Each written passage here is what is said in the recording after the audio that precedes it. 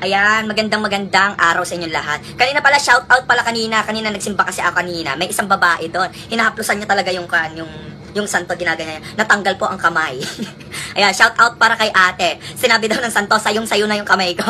Talagang pahit talaga, nangangailangan talaga si ate. Gano'n. So, ayan nga.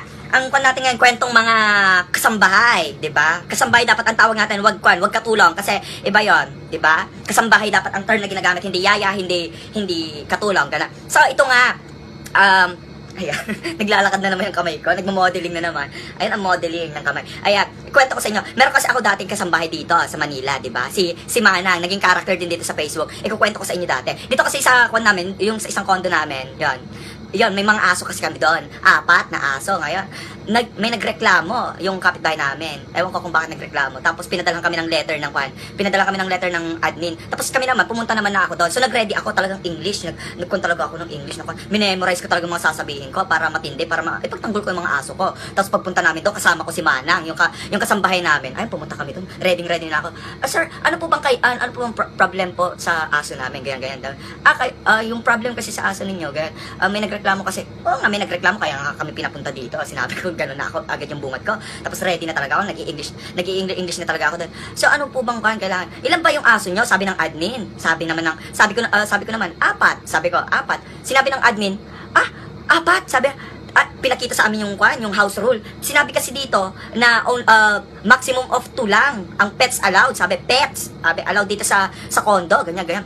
Shit, sabi ko, wala na. Matatanggal na yung mga favorite kong aso. Biglang sumingit tong si Manang. 'Di ba? Sumingit tong si Manang, yung kasambahay ko. Sabi, ha?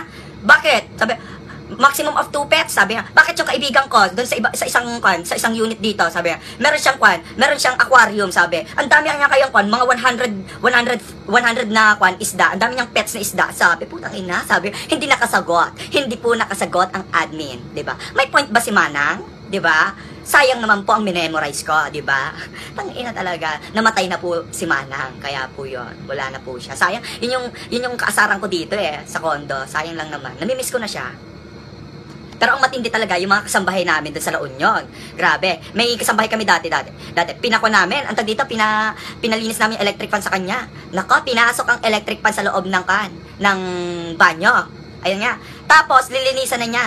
Nako, alam mo, bubuhusan na po niya ng antag dito, ng tubig gamit ang antag dito, tabo. Nakasaksak po ang electric pan. Di binato po ng mama ko. Hindi naman po masamang tao ang mama ko. Mamamatay po yung tao kapag binuhusan pa.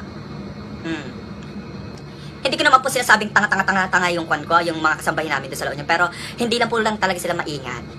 O, di ba bumawi? Meron din po kami dating kasambahay, ayun, pinaglaban namin siya, hand wash lang talaga daw siya sanay, sinabi namin, ito washing machine, alam mo ba, hindi po, madali lang yan, sabi namin sa kanya, ilagay mo lang ng tubig, lagyan mo yung mga damit, diba, ganyan, tapos, lagyan mo ng sabon, bahala na yung basta ilagay mo na lang yan, sabi namin, bahala na yung na yan, yung washing machine na yan, diba, hindi ka na maggugusot, diba, siya na maglalaban niya. Sabi, after 1 hour po, tinignan po namin. Nandun lang po yung damit. Binabad lang po niya talaga. Talaga pong, nakikinig lang po lang naman siya sa utos namin. Nilagay lang po yung damit, bahala na daw po yung yung washing machine. Hindi ko po talaga kinaya yon. Pero ito pa talaga matindi, di ba? Yung kasambay namin si Manang, ayan. Kasi dati, gusto ko mag-coffee gabing-gabi. Ngayon, sinabi ko sa kanya, gusto ako mag-coffee. Sinabi sa akin, ay, wala tayong gasol, hindi tayo nakabili. Hindi ako makakapagpainit. Tsaka, sinabi ko naman sa kanya, yung pampainit natin na tubig dyan, hindi saksak. Sabi ko sa kanya, wala, sira, sabi sa amin. Gumawa ka ng paraan, bumili ka na lang sa baba. Bumili ka na lang dun sa 7-Eleven. Sabi, ay, gabing-gabi na kaya ayaw ko. Ganyan. Anong kon ko? Sabi ko naman sa kanya, anong mangyari, gusto ko mag-coffee? Gawa mo ng paraan. Sabi ko sa kanya, gawa mo ng paraan. Naantok ako, nagtatrabaho ako ngayon. Ang dami ko kasi mga ginagawang mga papel-papel. Tapos ayun na, wala talaga. Sige, nagawa mo ng paraan. Alam ko, kaya mong gawa ng paraan yan. Maya-maya, may binigay sa akin coffee. May coffee. Wow! Saan mo kinuha yung tubig? Sabi, sa shower po. Sabi sa akin. Sa shower talaga. Sa shower. Kasi may kuha kami, hot and cold doon. Puta, hindi ko talaga kinaya talaga. Ano ba, 'di ba? Ang mga talaga kasambahay talaga, 'di ba? Maparaan. Huwag niyo ini-small ang mga kasambahay, 'di ba? Nakakatawa 'yan. Dapat minamahal niyo sila, 'di ba? Huwag niyo inaapi-api ang mga kasambahay kasi sila din talaga ang magiging kapamilya niyo din talaga 'yan. Sila yung hindi lang magsisilbi sa inyo, sila talaga. Naiyak ako. Kasi namimiss ko talaga namimiss ko lang talaga yung ko. Sobrang tagal kasi yung pinagsamahan namin ng kasambahay ko na yun, na namatay. Ngayon lang, kamamatay lang niya. Sige na, bye-bye.